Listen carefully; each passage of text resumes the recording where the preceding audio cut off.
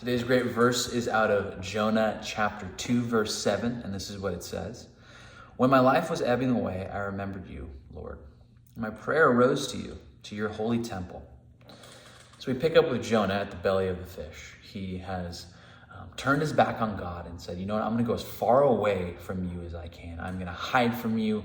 I'm going to get as far away from Nineveh as possible. But then he gets swallowed by a fish. And we see him in the belly of the fish crying out to God, lamenting about the situation that he's placed himself in, but also lamenting on just the state of what's going on, that he is at his bottom, he is at his end, and he's calling out to God for help. But what I like about this verse is first Jonah recognizing that my life is ebbing away. I'm at my wit's end. But at my wit's end, I remembered you, Lord. I remembered that I had access to the God of the universe and that you still love me. Because here's the thing. You and I, we find ourselves in situations, tough ones, that were either caused by our own brokenness and our own mistakes, or the mistakes and brokenness of someone else, or just the brokenness of the world, and things are out of our control, out of our hands. We didn't even ask for this situation, but here I am, and I'm at my end. And you and I have a decision to make.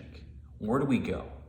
We search for meaning, reasoning for why we're in this situation, and we try to figure out ways to alleviate that pain or fix that broken situation in our life. We can either go to the things of this world, or we can go to the source that gives life to us, that fixes and repairs brokenness. But it's difficult. But I love that Jonah's like, I forgot I could do this.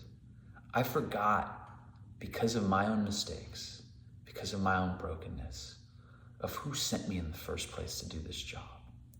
And he goes, I remembered you, Lord, and my prayers, they rose up to you, to your holy temple. My prayers, my crying out to you isn't falling on deaf ears, but someone is hearing and receiving these things. So my prayer for you today, as you listen to this and read through this verse, is that we have a lot of tough things that go on in our life. But just like Jonah, whether it's mistakes on our own accord or the mistakes of somebody else, we have the source of life sitting there, waiting to hear from us, waiting for us to cry out and say, God, I'm at my wit's end. I can't, it's out of my control. I need your help. I need you. But sometimes it's hard for us to remember God in these moments. It's hard for us to get outside of ourselves and step before the Lord humbly and falling at his knees. And many times it takes us getting to our end for our life to feel like it's ebbing away. Everything feels out of control. Upside down feels up, and everything just feels wrong and out of whack. But many times in those spaces that we find God in. So if that's you today, I pray that you cry out to God and go before him in prayer, because he's listening. He's waiting to hear from you. And if that's you in the past, just remember his goodness and how he brought you out of those times, because man, God is still good, even in tough situations like this. Thanks for listening.